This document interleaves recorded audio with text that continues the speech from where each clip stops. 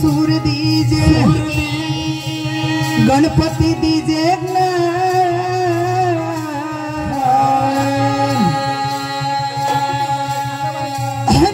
हनुमान जी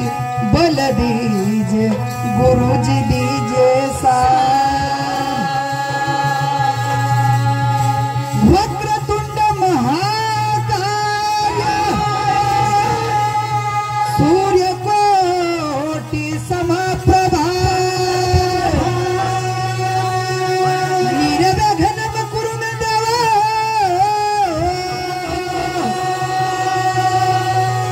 सर्वकार्येषु सर्वदा सर्वमंगले मंगले शिवे सर्वार्थ साधिके शरण्ये त्र्यंबके गौरी नारायणी नमस्तुते नमस्तुते नमस्तुते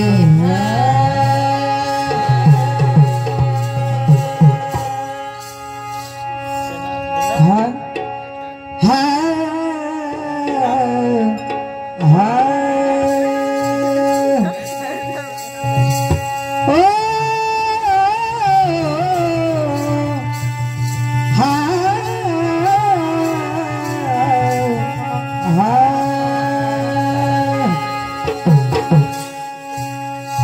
छुमनन छुमनन घुंघरू पाया लबु करयावे श्री गणराया छुमनन छुमनन घुंघरू पाया लबु करयावे श्री गणराया छुमनन छुमनन घुंघरू पाया लबु करयावे श्री गणराया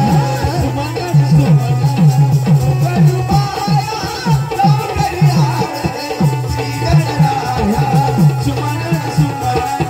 घुंघरू पाया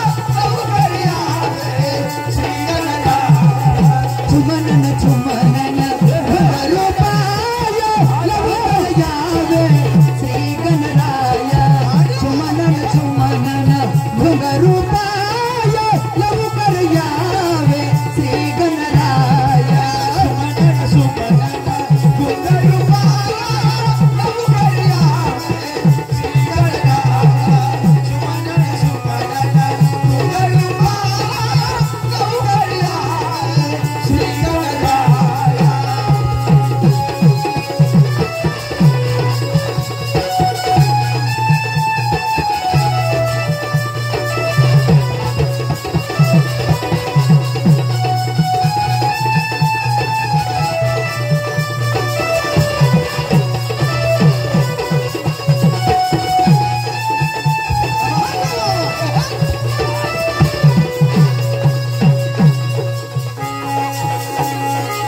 लबु करयावे श्री गणराया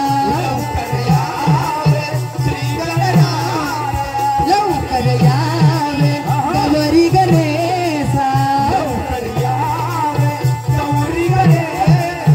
कवनी माझा मनाची आशा